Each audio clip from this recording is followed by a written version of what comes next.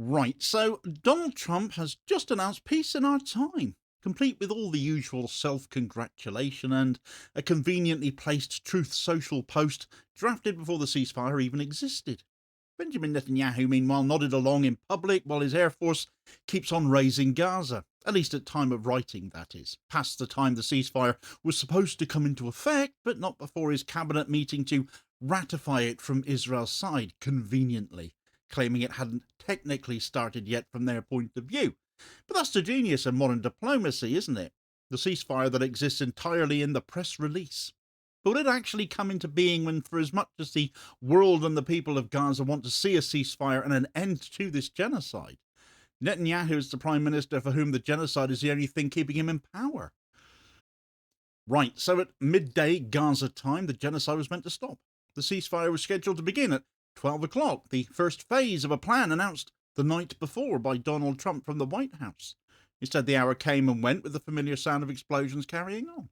Airstrikes hit Beit Lahia and Jabalia. Smoke rose over the northern strip while foreign broadcasters were still talking of peace happening. Cognitive dissonance was complete. On paper, Israel and Hamas had agreed to a phased truce, a path that, in theory, would end the 2 years of devastation we've all borne witness to. But in practice, the bombs are still falling.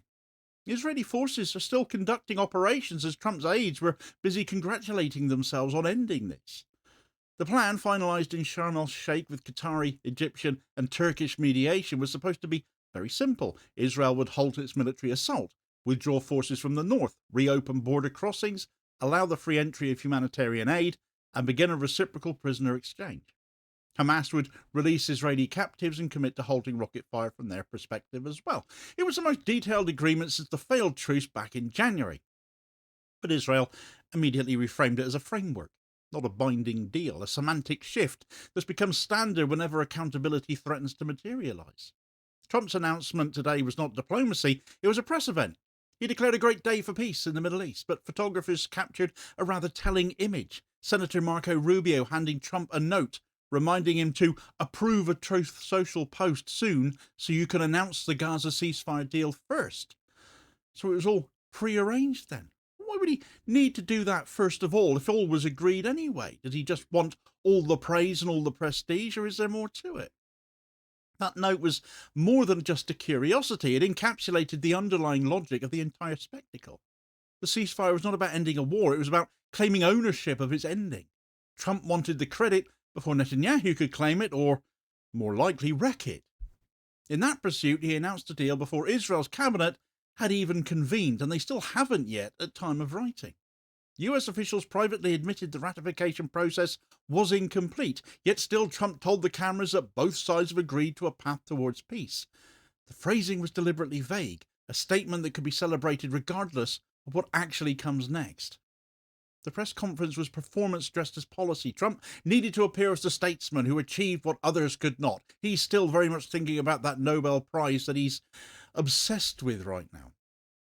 Netanyahu, facing a crumbling coalition government at home, needed to appear cooperative without surrendering any military advantage. So both found in each other a shared incentive for some illusion here. So what is emerging is not peace per se, but parallel self-preservation. Two leaders exploiting the same conflict to sustain their own political narratives. It's not a great basis to build peace on. By the time Trump was declaring victory, Netanyahu's government coalition had already lost its majority, of course. The ultra-Orthodox parties of Shas and United Torah Judaism had quit the government back in July over legislation that forced Haredi men into military service.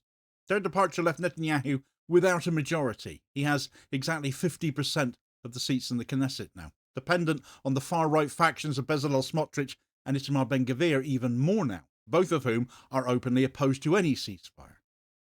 Smotrich has immediately pledged to vote against the ceasefire when it comes to that cabinet vote, calling it a surrender to terrorism. Ben-Gvir has already threatened to withdraw from the coalition in the last few days, potentially collapsing Netanyahu into minority rule, if he can even manage that. If Hamas remained intact after the hostage exchange, their erasure from existence is not part of the plan. They must simply cede power to a Palestinian interim administration, which they have agreed to do. And so this is a trap Netanyahu is in. Agreeing to the ceasefire would placate Washington, yes. It would diffuse growing international outrage over the humanitarian catastrophe in Gaza if they can sell it to us all enough. Rejecting it would please his coalition, but risk diplomatic isolation and domestic unrest instead. So Netanyahu's solution is basically the same one he's been using for quite some time now. He will appear to support the deal, but he will undermine its execution until it fails. And the lack of ratification right now offers him that first chance to begin that process again. Israel rarely rejects peace outright, it kills it through procedure. It begins with language. Officials will rebrand a signed ceasefire as a framework. They will add qualifying phrases such as pending cabinet approval or subject to security review. Each adjustment buys them time, creating a legal buffer between commitment and compliance. That is exactly what happened after Trump's speech. Israeli media began reporting that the ceasefire will take effect once formally ratified by the government, and then the military resumed operations in northern Gaza as if nothing had changed, justifying it as defensive measures until that cabinet meeting could be held. Missiles have again struck civilian areas as Israeli officials repeated that the ceasefire had not yet begun. This tactic's not new. During January's short-lived truce, if you can remember back to that point, Netanyahu delayed approval for 48 hours, claiming further consultation was needed. The military continued bombing throughout. Israel later blamed Hamas for violating the agreement when it was them. But the repetition is not coincidental. It's institutional behaviour. The most visible act of sabotage came through the prisoner exchange clause, though, the one element of the agreement with measurable deliverables, if you like. Mediators had finalised reciprocal lists for exchange. Hamas would release Israeli captives, Israel would release Palestinian detainees. Both sides had agreed to the names. Yet within hours, Netanyahu's office announced that Israel was reviewing the lists, citing unspecified security concerns, and that decision has frozen implementation.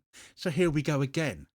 Hamas accused Israel of acting in bad faith. After all this time, after all we've seen up till this point, would you really argue that point? Hamas official Mahmoud Murdawi said that Netanyahu was trying to destroy the ceasefire before it began, using the prisoner lists as a pretext. He argued that the move revealed Israel's real intentions regarding troop withdrawal, reconstruction, and the reopening of crossings. This was more than obstruction, it was a calculated political act. By contesting the lists, Netanyahu transformed a humanitarian step into a political minefield. Each delay provided justification for continued bombing, while allowing him to tell the public that Israel remained engaged in process.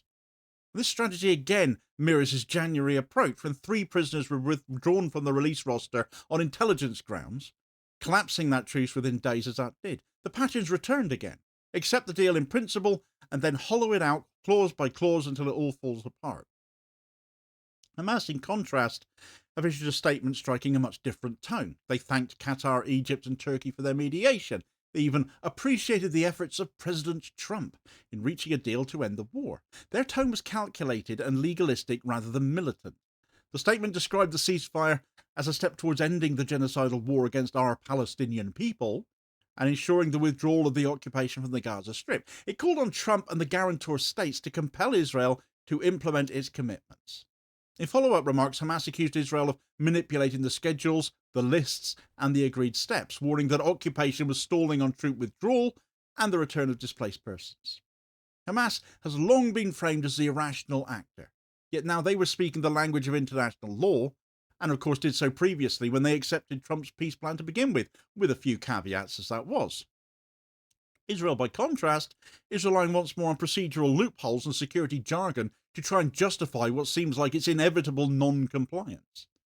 For Israel's allies, this shift poses a serious reputational problem to them. If Hamas sounds more credible than its occupier, the entire Western narrative about the conflict unravels all the more. But that's their fault. They know what Netanyahu is like as much as we increasingly do. This is what peace processes come to mean in practice. Agreements serve as shields for continued violence. The language of legality covers the reality of bombardment. Western governments praise progress while civilians keep on burying their dead. The repetition has become ritual. Israel declares compliance in principle, then delays execution pending security review, while its military maintains operational continuity. Each euphemism replaces responsibility with criminality. In Washington, Trump's team are still describing the deal as on track, unwilling to contradict their own announcement yet. Having claimed success, they could not publicly admit that the ceasefire may still collapse if Netanyahu's cabinet say no after all of this? The mediator's impotence reflects a long-standing structural flaw. They act as witnesses, not enforcers. Their authority ends at the signature stage. Once the agreement is signed, compliance depends entirely on Israel's willingness, which has never extended beyond optics. And this arrangement ensures perpetual repetition, announcement, delay, collapse, denial. Each round resets the narrative without changing the outcome. The absence of enforcement mechanisms makes failure a feature of all of this, not a flaw out of it. For Netanyahu, it's a political necessity that the ceasefire fail. His coalition depends on conflict. We all know this now. The far right's influence in his government is maintained through permanent crisis, and his leadership depends on portraying himself as the indispensable defender of a nation under threat. Every truce risks splitting his base. Every escalation keeps him in power. This is the political arithmetic of modern Israel. War consolidates power, peace disperses it. The collapse of the Haredi alliance made Netanyahu's dependency on the settler right absolute. Figures like Smotrich and Ben-Gvir define loyalty through confrontation. A sustained ceasefire would expose their irrelevance and Likud weakness. For that reason, the government's survival strategy has become indistinguishable from perpetual conflict management. What foreign mediators call phases of peace, Netanyahu's cabinet treats as intervals for repositioning troops. The idea of permanent calm would destabilize the entire political system built on fear and militarism. Trump's role in this performance is equally revealing, though. For days before the announcement, he teased the deal on social media, hinting he might travel to the Middle East to sign it personally. His aides pushed to time the announcement for maximum media impact. So in this sense, Trump and Netanyahu share a political language, one in which appearance outweighs all sense of reality. Both rely on the spectacle of success rather than any substance in it. And inside Gaza, the gap between announcement and reality remains as deadly as ever. Believing the ceasefire had begun, some civilians had been emerging to find supplies and check on relatives, only to find themselves getting shot at or bombed again. Hospitals already operating at capacity struggle to cope with even more casualties coming in, even after this ceasefire has supposedly come into effect. The lived experience of Gaza has become a grim routine. Each new ceasefire brings hope, followed by betrayal. Every announcement raises expectations that collapse under yet more renewed bombardment. It's a pattern not of miscommunication, but of policy, a deliberate manipulation of expectation as a weapon of control. The rhetoric surrounding the deal exposes an even deeper moral reversal. Hamas, who are always condemned as the lawless ones, have grounded their statements in the language of international humanitarian law. Israel, who long claimed to uphold such norms, are relying on loopholes and procedural deferrals to wriggle their way out of it. The Hamas communique described the ceasefire as the beginning of ending the genocide, directly referencing the International Court of Justice proceedings. This was a strategic legal framing. Each Israeli delay now can be interpreted as continued non-compliance with the ICJ's provisional measures. Israel's official discourse, by contrast, reduced everything to security procedure, legal verification, conditional approval, security consultation. Each and every phrase transforms an act of obstruction into the appearance of caution. The weaponization of legality has become an essential part of Israel's diplomatic playbook, and the result is just an inversion of legitimacy. The actor portrayed as terrorist appears more faithful to international norms than the state claiming democratic virtue. And that inversion is visible to audiences across the world, and it is eroding the moral foundation of Western support for Israel.